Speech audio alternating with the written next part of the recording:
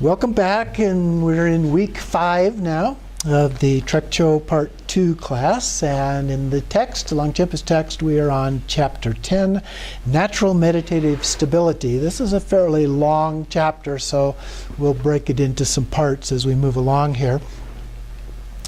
He begins the chapter by talking about the decisive experience, which was the topic in the last one. The decisive experience that you come to, the way of abiding as awareness, is itself shown to be implemented through naturally settled meditative stability. So to begin with, you come in a general way, and from the root text, awakened mind is by nature primordially pure. The true nature of phenomena is such that there is nothing to discard or adopt, nothing that comes or goes, nothing to achieve by trying. Rather, the sun and moon of utter lucidity arise when one rests naturally in the spacious expanse that is the true nature of phenomena. That is, utter lucidity abides as a natural attribute when you rest, without discarding or adopting anything, so that pure naked awareness is settled in its own place. So then he explains that there are 3 parts to this, and first he lists them. My advice that you put into this practice is the first one. The second one, the distinction between meditation and true meditative stability. And the third one, the actual way you can put this into practice. So then he elaborates on each of these a little bit. So at the bottom of 219, you should put this into practice immediately. If you practice diligently, you can attain enlightenment in this very lifetime. But if you do not, then you need such practice. There will be no benefit in having been directly introduced to awareness or in having valued spiritual teachings only sporadically. If you have not meditated, you will have to wander forever in samsara. So he's telling us, he's given us the practice, but it's not going to do you any good unless you actually do it. Actually meditate and practice these things. So then he continues on to the second part of his advice on the bottom of 220. The first sentence there, as for the distinction between meditation and true meditative stability, and then on down in there he talks about whether or not, or all meditation techniques are subsumed under 2 headings based on whether or not their frame of reference involves a support. So the techniques that involve a support are consisting of focusing one's mind without distraction on the appropriate object perceived outwardly, a form, sound, odor, taste, tactile sensation, and so forth. So that's shamatha with signs, it's often referred to, or shamatha with object is what he's referring to here. Techniques that involve no outer support, or focus is more inward, if you will, are the province of mind. Some involve mental images, may have visualizations, seed syllables, for example, spheres of light, chakras, and deities, and so forth. Those are all inner focused, so they have no outer support as a part of that. A technique that involves no mental image is to sit cross-legged, gaze straight ahead, and settle one's mind without distraction in a completely non-conceptual state. So this is, if you will, a third approach. In terms of his model, it's the second one that he's talking about. The first 2 both involve some kind of an object, whether it's an outer object or an inner object. And so the third one here, or the second branch, if you will, broader branch, is one in which there is no object at all, completely non-conceptual. This therefore takes the state of pristine emptiness as its non-conceptual frame of reference. So basically it breaks them down into ones that involve concepts and those that do not. Okay? Then down below the quote toward the bottom of the page here, he talks about, just briefly, almost an aside, but based on the quotes that there, subject-object dualism. We talk a lot about non-dual approach and understanding of things, and there are actually several different variations of what is meant by non-dual, but the one that's primarily being addressed is subject-object dualism. So me and object, okay? And I differentiate between those two. So that is a form of dualism. And so these methods, one begins not the actual practice of the profound yoga. So then he talks about true meditative stability. And at the last 3 lines there on that page, once you have been directly introduced to awareness, you abide in that naturally settled meditative stability, so that even though you do not deliberately cultivate meditative experiences of bliss, lucidity, and non-conceptual awareness, they arise naturally. So that's a key part of this, and that's why there can be similarities, and it can be difficult sometimes for us to understand where we are, simply because both of those can involve, let's just take the example of bliss. Okay, both of them can involve bliss. The difference is, did you intentionally try to create a state of bliss or not? Okay? If so, that's an object of meditation, as opposed to being a result of having done meditation without that being a goal. It just happened. Okay? So that's an important thing to keep in mind as a part of this. Then in the middle of the next paragraph, he talks about timeless awareness, which is a phrase that he uses a lot, but he's really just talking about pure awareness, which has a characteristic of being timeless.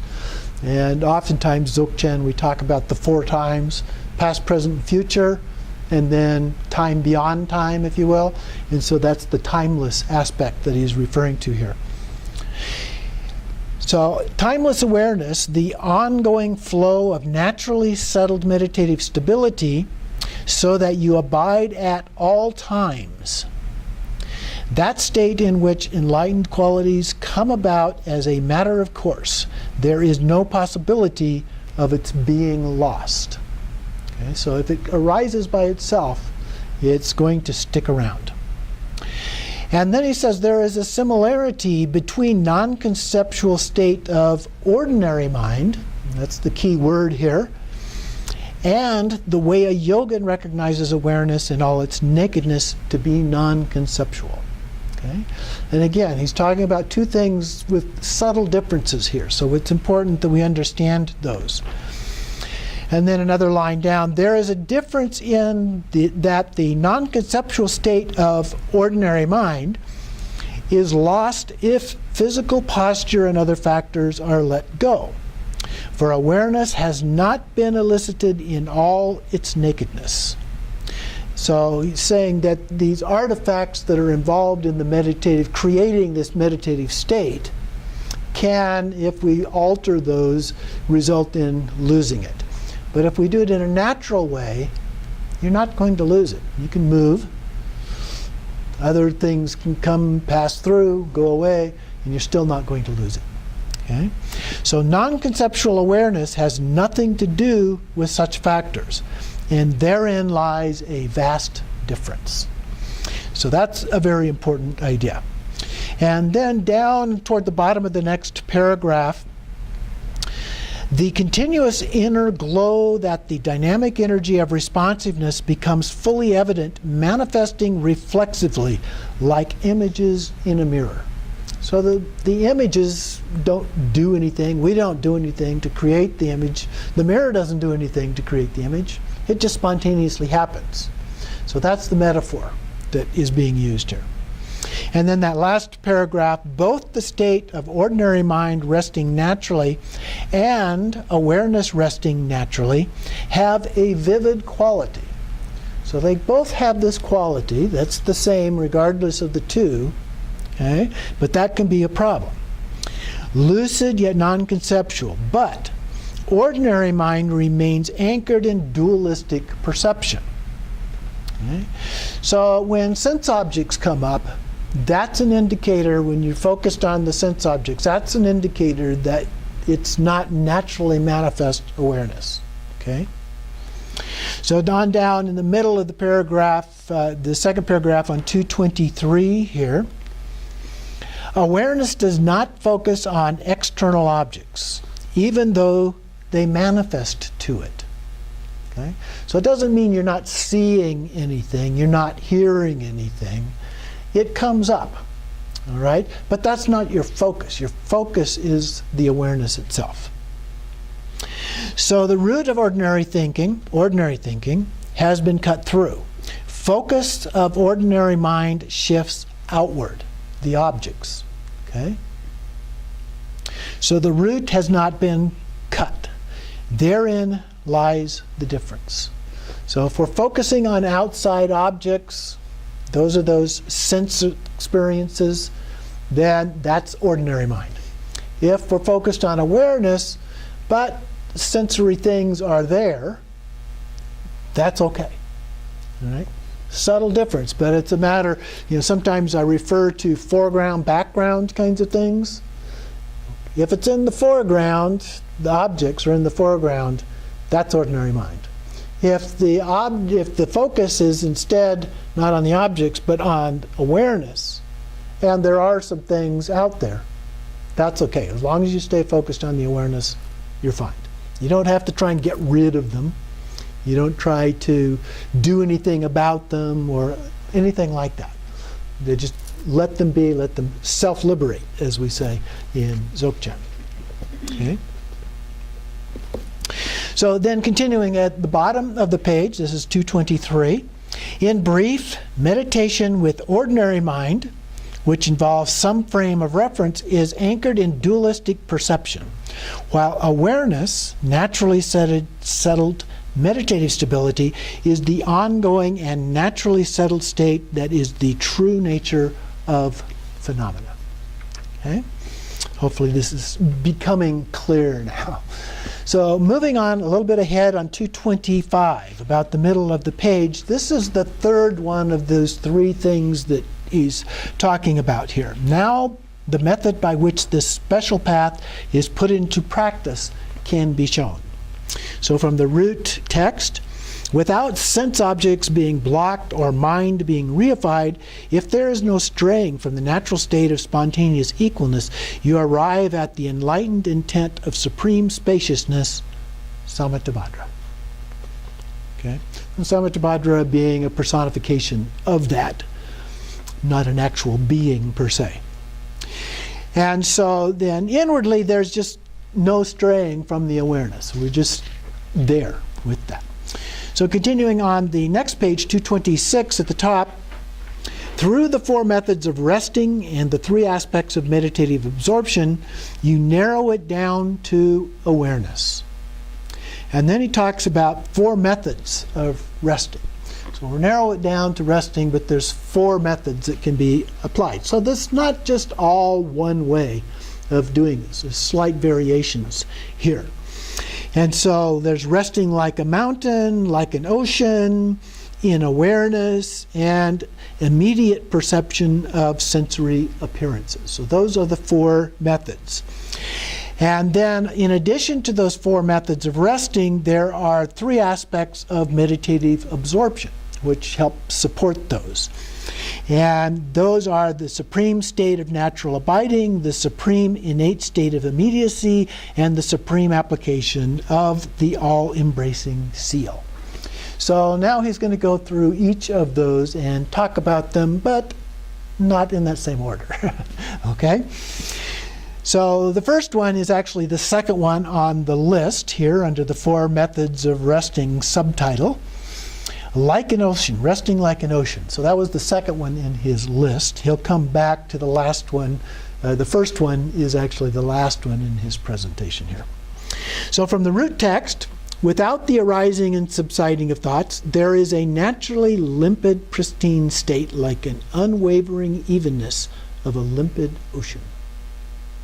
Free of the occurrence of or involvement in thoughts, free of hope or fear, you abide within the state of naturally occurring timeless awareness, the true nature of which is profoundly lucid.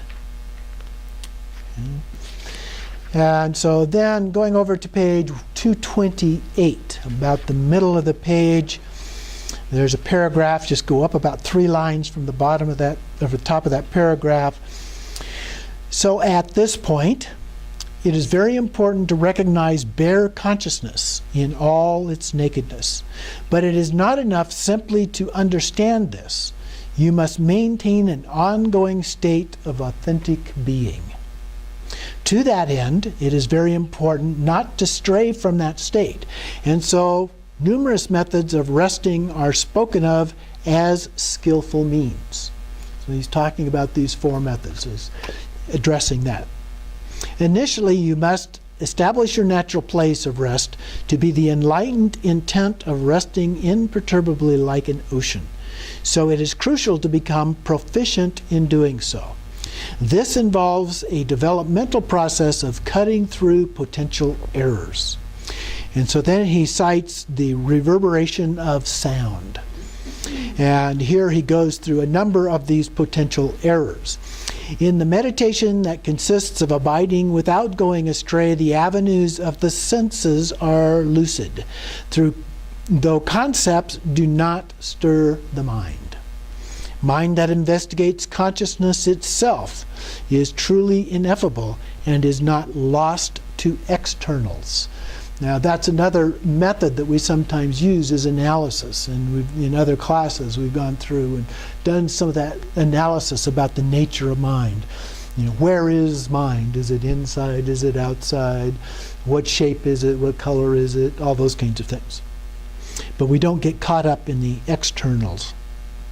It is neither clarity that fragments one's experience, nor preconception with emptiness, nor the sustaining of bliss, nor impartiality that becomes apathy.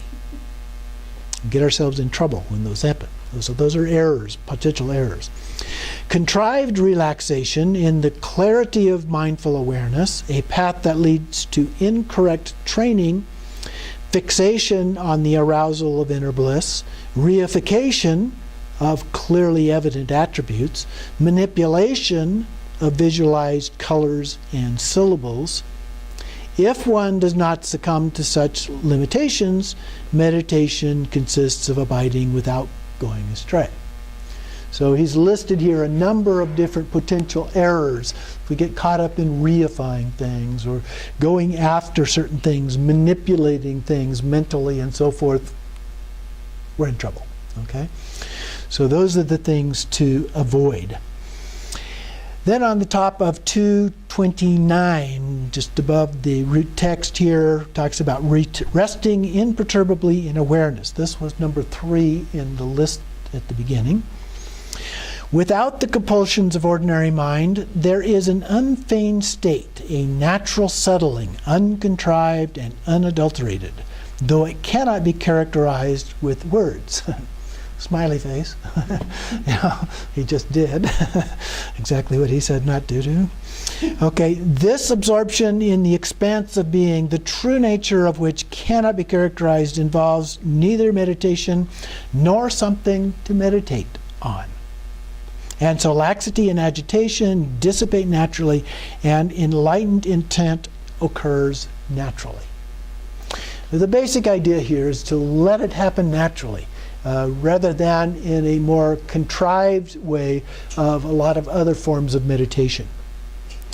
So as for resting imperturbably in awareness in Togao, this consists of resting in the continuum, that is, the radiance of awareness. But in Trekcho, the utterly profound key point is to rest in actual awareness, naked and unobstructed. So in Togao we have the visions, and so that's kind of this ongoing manifestation of the radiance of awareness that he refers to. And in Trekcho, it's just the awareness itself. So it arises as the true nature of phenomena without any discontinuity or division into outer or inner as a part of that. Then we move to page 230. And just below the first part there, Talks about resting in the immediate perception of sensory appearances. This was the fourth one in his original list. So from the root text, all consuming thought patterns cannot be abandoned by being renounced, for they are the dynamic energy of awareness. Their true nature is such that there are no distinctions, nothing to differentiate or exclude, so that nature is not ensured by achievement but arises as basic space. And we talked a great deal about that in the last couple of chapters. Without rejecting samsara, you perceive it to be naturally occurring timeless awareness. Through the pure yoga of dynamic energy of the vast expanse of being. So he explains this a little bit. Things come up, and they come up continuously within awareness, just like a mirror, reflections in a mirror. So in the third line there, he says, you are vividly aware of these sense objects and feel as though you are encountering them. Although in essence, sense objects do not entail concepts, their specific manifestation makes them seem as though they do. So again, here's a kind of subtle difference between the two. If you understand them conceptually, then you've crossed over to the dark side. If you just abide in the awareness and you recognize certain aspects. I look at that tonka over there and I notice that there's some yellow. Okay? But I don't think yellow, I don't focus on yellow or anything like that. It just is there. Okay? It's not like it disappears. So there's that, again, subtle difference that he's been referring to. So just let them settle in their own place.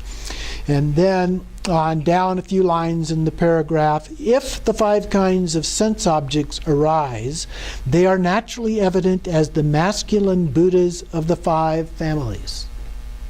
If the 5 elements arise, they are naturally the 5 feminine aspects. If the 5 poisons arise, they will arise within the basic space as supremely timeless awareness. Those are the 5 wisdoms, if you will. Okay? And we'll talk more about the 5 families and some of these characteristics in the Togao class because they become more important there. But we recognize them, and even though we characterize them as being Buddhas and consorts and this or that, those are just ways of describing them rather than that's what they actually are. If we start thinking that's what they are, we're reifying those things. Okay? So we want to be careful about that and just let them be as they are. So then a couple lines down, since awareness itself abides unobstructedly as Dharmakaya, if you do not reify it, you understand it to be unsullied. So it is pure in and of itself, simply because we don't have any labels to call it otherwise. Right? So it's naturally pure, if you will. And then on the next page, 231, down toward the bottom, the last paragraph before the quotation there, your recognition of awareness is challenged when you perceive objects manifesting to your 5 senses, or when denial or affirmation, ingrained fixations, or strong afflictive emotions occur in your mind. So any of these things doesn't mean we don't see things or feel things or anything like that, but when we fixate on them, when we become attached to them, that's when they become a problem. So these can be eliminated by distilling the limpid lucidity of awareness and eliciting its unobstructed essence in all its nakedness. Just relax back into the state of awareness. Okay? And when you do that, all of that stuff self-liberates. You don't have to force anything to happen, push them away, anything like that. Just self-liberates. So we just focus on the nature of awareness itself. Let go and let be. Then on the bottom of the next page, 232, very bottom, sensory appearances and consciousness of them are of one taste in non-dual unity. But it is crucial not to mix this up with ordinary techniques. So you start applying ordinary techniques to say this is non-dual because you start rationalizing it, trying to explain it through logic, you're in trouble. Okay? It just is. Without labels, there is no subject and object. Okay? It just is. And that's what it's referring to here. Then on page 233, the second paragraph here, I think, is a very important one in this section of the chapter. The secret key point. Second line. When appearances manifest, when thoughts arise, or at any other time, you recognize bare awareness in all its nakedness, and so you need not rely on any other factor whatsoever. Awareness in all its nakedness is spontaneously present as the supreme state of equalness that is utterly lucid, for it arises naturally as the enlightened state or intent of the naturally settled Dharmakaya. No matter what arises in this state, do not reflect back on what has passed. Do not think ahead about what is yet to come, and do not analyze the present moment in between. Rather, ensure that you do not stray from the recognition of bare awareness in all its nakedness. Okay? So, nakedness referring to the lack of labels and concepts and things like that we might drape all over it to try and give it meaning of some kind. Continuing on page 234 then, we finally get to number 1 on the list at the bottom of the page, talking about resting like a mountain. So from the root text, he says, in the timeless unity of sensory appearances and mind, the naturally settled state, that is the true nature of phenomena, meditative absorption is experienced as unwavering, ongoing flow. So it has this sense of just a flow to it. And sometimes you may be familiar with the idea of flow from the psychologist Csikszentmihalyi and his work on that. But just kind of a sense of flow. Everything slows down a little bit. It just is very, very naturally and so forth. Thus, the Vajrapinnacle is the most excellent enlightened mind of Samattabhadra, is the most sublime spacious state equal to space. The most sublime meditation of all involves no differentiation or exclusion. It is spontaneously present as the superb, timeless, infinite monarch. Then from his commentary, once the 3 other methods of resting have been perfected, the state of resting unperturbably like a mountain occurs as a matter of course. You discover the confidence of enlightened intent. So then on the next line, the very end of the next line, once yogins realize the essence of awareness, timelessly without transition or change, and abide within it, they do not stray from it, regardless of what circumstances manifest. So this is important. We've been talking from the very beginning, our very early classes in natural liberation, that the whole idea here is to create this gap between stimulus and response so that we can make a choice about how we respond to things. And that's in essence what he's talking about here. We don't get caught up in things. When we achieve this level, this state, we're just in this almost a flow state, although that could become a concept as well. And so that we're not bothered, we're not disturbed by those. That's the ideal. Some of us aren't quite there yet. It does happen to us once in a while that things catch us. But that's what we're working toward here. So given that circumstances themselves arise within that enlightened intent, they serve to clarify one's experience of awareness. This is like heaping more wood on a fire. So the more and more we experience this, the more confident we become, the more stable we become, and the better we're able to deal with life off the cushion, which is what this is all about. Okay? So then he goes on into the 3 aspects of meditative absorption, these other 3 things that help us with the other 4 ideas that he articulated. So here he says these are auxiliary to the 4 methods of resting. Meditative absorption. The first one he talks about, which is actually number 3 in his list of these. Meditative absorption as the supreme application of the all-embracing seal.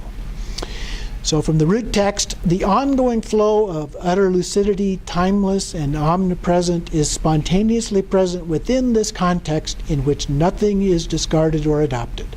And so it is most sublime, enlightened intent, the basic space of phenomena, the nature of samsara and nirvana, the vast expanse, unwavering, indescribable, and equal to space. It is timelessly and innately present in all beings. So it's already there, we just have to recognize that. In the paragraph below the first indented quote there, on page 236, as for the means to cultivate this meditative absorption, sit cross-legged, direct your gaze to the space in front of you, and rest in the essence of bare self-knowing awareness, vivid and striking, without thoughts proliferating and resolving in your consciousness. And so then he goes back to the root text at the bottom of the page to remove any constraints on this state of meditative absorption. It is the ordinary confused mind that perceives sensory appearances to be something other than oneself. It is the ordinary confused mind that believes in meditation and making an effort. The true nature of confusion in the realm of equalness, the natural state of rest, the natural expanse that is unwavering and primordially pure. There is nothing to do and no effort to make. Whether or not you are resting is irrelevant. So we often talk about relaxing, we're talking about resting, but that doesn't mean we always have to be in that state. Once we get into that state of awareness, that flow, we can go about doing other kinds of things. We don't have to just sit and rest. Okay? I mean, that's nice if you have the opportunity to do that, but most of us have a few other things in our lives that we have to do. And so, but you can continue that and go about those things in your life. Then a little above the middle of the page, he talks about meditative absorption as the supreme state of natural abiding. Now, this is number 1 on that previous list. This is illustrated by 4 topics: the view, meditation, conduct, and fruition, that transcend any schema of view, meditation, conduct, and fruition. Okay? So those are labels, but this transcends those labels, even though it refers somewhat to that. So the first one is the view. In the root text, given the unchanging, spontaneously present nature of phenomena, if you look again and again with self-knowing awareness, free of any complicating conceptual framework, you will see that there is nothing to look at. Nothing to look at. This is the view of omniscient awareness. Okay? So transcendent. It goes beyond the ideas associated with the view. Continuing on the next page, 238. Down below the quote at the top. As for meditation, it does not involve meditating and is beyond it. So from the root text, given awareness which is not cultivated in meditation and in which nothing is discarded or adopted, if you meditate it again and again, you will see that there is nothing to cultivate in meditation. Nothing to cultivate in meditation. This is the meditation of omnipresent awareness. So again, it's a transcendent form of meditation. Then at the very bottom of the page, he's quoting here from the all-creating monarch. And the very last line says, one rests naturally without deliberately meditating. So a lot of times in Dzogchen we talk about doing it without meditation. And so that's what's being referred to here. Conversely, you could flip that over and say everything is meditation. And it would have the same meaning. Okay? Because it's really transcendent meditation. It's beyond meditation itself. Then continuing on the top of the next page, 239, talking about conduct. Beyond any conduct to enact and anyone to enact it. Given the way of abiding, non-dual and free acceptance and rejection, if you engage in conduct again and again, you will see that there is no conduct to enact. no conduct to enact. This is the conduct of omnipresent awareness. So it's free of any plans, it's free of any actions that we might take. You rest in your body, speech, and mind in just a relaxed way. And then down a little bit lower here, as for the fruition, it cannot be achieved, for it occurs timelessly. There's no beginning. From the root text, given, spontaneous, present, timelessly, ensured, and free of hope and fear, if you strive to achieve it again and again, you will see that there is nothing to achieve. Nothing to achieve. This is the fruition of omnipresent awareness. So once again, a transcendent form of awareness. So he adds, bare awareness itself, naked and stable, is the spontaneously present fruition, Dharmakaya. And he also then quotes again from the all-creating monarch, the second line from the bottom, freedom comes from realizing what simply is. Continuing on to 40, below the long quote there, thus meditative absorption, the supreme state of natural abiding, is beyond view, meditation, conduct, and fruition. The meaning of these four topics is subsumed within the single state of bare awareness, immaculate in all its nakedness. I guess I can't say much more than that. It just is. So then the second one on his list about meditative absorption is on 241, below the large quote in the middle of the page. And looking at meditative absorption in this case as supreme innate state of immediacy, which is the second one on the list. Within the state of equalness, there are no thoughts about sense objects and no reification of ordinary mind, so the occurrence of and involvement in hope and fear are pacified. Abiding in the equalness of sense objects and mind means that, as a matter of course, there is no straying from the expanse that is the true nature of phenomena. One abides in an omnipresent state in which what are characterized as sense objects do not exist as objects. Since there is omnipresent awareness, timeless and non-dual, within the state of great perfection, the indivisibility of samsara and nirvana, everything is in a state of infinite evenness without acceptance or rejection. So, for things to exist as objects, whether in a relative way or an ultimate way, we would have to think about them. We would have to put labels on them. And that becomes the ordinary existence. In order for them to exist in an ultimate way, they would have to be permanent and be partless and so forth. So neither of those are true. Okay?